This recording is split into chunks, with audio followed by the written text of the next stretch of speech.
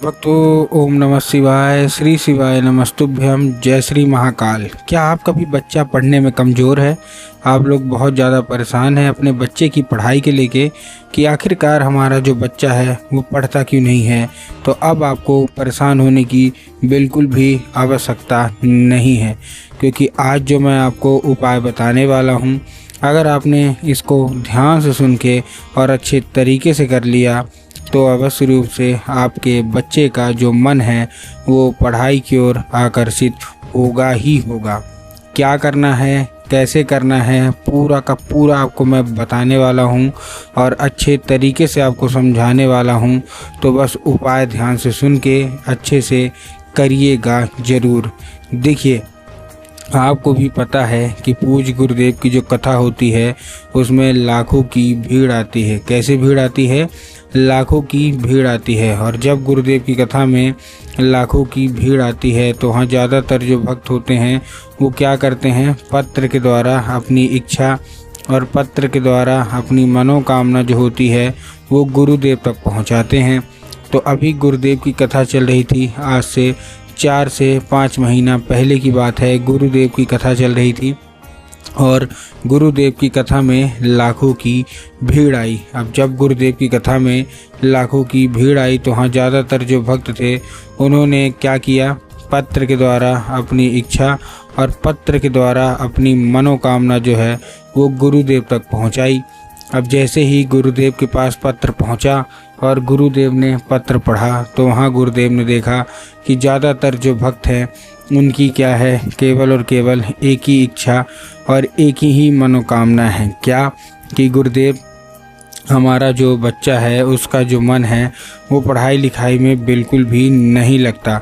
हम लोग बहुत ज़्यादा परेशान हैं अपने बच्चे की पढ़ाई को लेके कि हमारा जो बच्चा है वो पढ़ता क्यों नहीं है। जब भी हम उसको पढ़ाने का कोशिश करते हैं तो कहीं वो घूमने चला जाएगा, कहीं वो खेलने चला जाएगा, कहीं कुछ करेगा, कहीं कुछ, लेकिन पढ़ेगा बस बिल्कुल भी नहीं। कृपया करके कोई उपाय बता दें ताकि हमारा जो बच्चा है वो अच्छे तरीके से पढ़े, अच्छे तरीके से आगे बढ़े। हम लोग बहुत ही ज़्यादा परेशान हैं उसकी पढ़ाई को लेके। हमने उसको क्या कुछ नहीं किया, बहुत अच्छी उसको स्कूल में डाल के रखा है, बहुत अच्छा वो कोचिंग ट्यूशन दे रहे हैं, हर एक तरह की सुख सुविधा दे रहे हैं, लेकिन फिर भी जब बात पढ़ाई की आती है तो बच्चा पढ़ता बिल्कुल भी नहीं है। केवल और केवल जो उसका मन है वो खेलने में लगता है, कूदने में लगता है, घूमने में लगता है, पढ़ने में बिल्कुल भी नहीं लगता। हम लोग बहुत ज़्यादा परेशान हैं, कृपया करके कोई उपाय बता दें।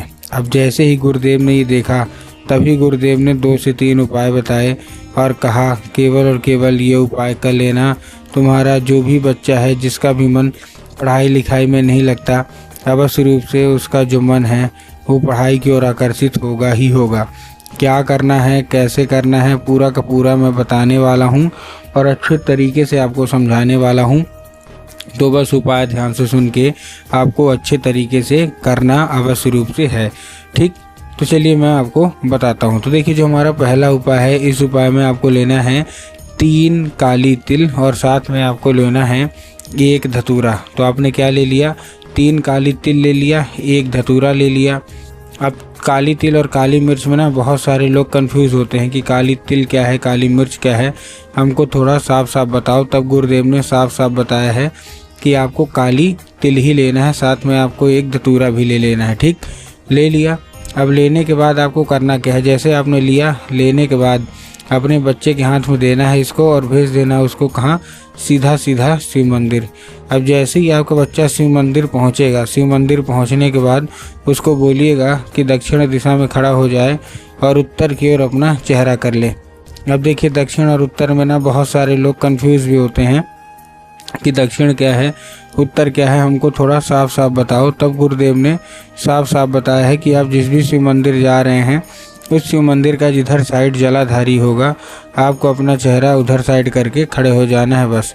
पूज्य गुरुदेव कहते हैं कि अगर आपने ऐसा कर लिया, अब खड़े हो गए, खड़े तो हो गए, ठीक ना, जिधर साइड शिव मंदिर का जलाधारी होगा उधर के बाद आपको एक नाम लेके, कौन सा, महादेव का बहुत ही सुंदर सा नाम है, श्रम्भेश्वर महादेव। तो आपको करना क्या है, केवल और केवल श्रम्भेश्वर महादेव का नाम लेके और उन्हीं का स्मरण करके आपको चुपचाप क्या कर देना है, अर्पित कर देना है बस। पूज्य गुरुदेव कहते हैं कि अगर आपने ऐसा कर लिया तो अवश्य रूप से इच्छा मनोकामना जो है वो पूरी होगी ही होगी, और आपके बच्चे का जो मन है वो पढ़ाई की ओर आकर्षित होगा ही होगा।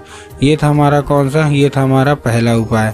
अब हम चलते हैं अपने दूसरे उपाय की ओर। इस उपाय में जितनी भी माताएं हैं, आपको एक लाल फूल लेना है, और लाल फूल के साथ साथ आपके घर में माता सरस्वती की फ़ोटो या मूर्ति होना अति अनिवार्य है। अगर आपके घर में माता सरस्वती की फ़ोटो या मूर्ति है तब तो अच्छी बात है, लेकिन अगर आपके घर में माता सरस्वती की फ़ोटो या मूर्ति नहीं है तो आपको बाज़ार जाना है, माता सरस्वती की फ़ोटो या मूर्ति लाना है, घर में स्थान देना है, और स्थान देने के बाद आपको पूजा करना है। अब देखिए, अब जब आपके घर में शाम की पूजा होती है, ठीक है ना, जिनके भी घर में शाम की पूजा संझवाती होती है, तो आपको लाल फूल उठाना है, माता सरस्वती को अर्पित करना है, और माता से उसको औषधि के रूप में मांग लेना है कि माता कृपया करके हमको इसको औषधि के रूप में प्रदान करिए। अब क्या होगा, अब ये औषधि का रूप ले लेगा। अब आपको करना क्या है, उसी रात जब आपका बच्चा अच्छे तरीके से खाना पीना खा के सो जाए तो आपको जो लाल फूल है वो उठाना है, और अपने बच्चे के माथे पे 2 से 3 बार आपको क्या कर देना है, फेर देना है बस। पूज्य गुरुदेव कहते हैं कि अगर आपने ऐसा कर लिया तो अवश्य रूप से आप देखेंगे कि जो कोई भी इच्छा मनोकामना है वो पूरी होगी ही होगी, और आपके बच्चे का जो मन है वो पढ़ाई की ओर आकर्षित होगा ही होगा।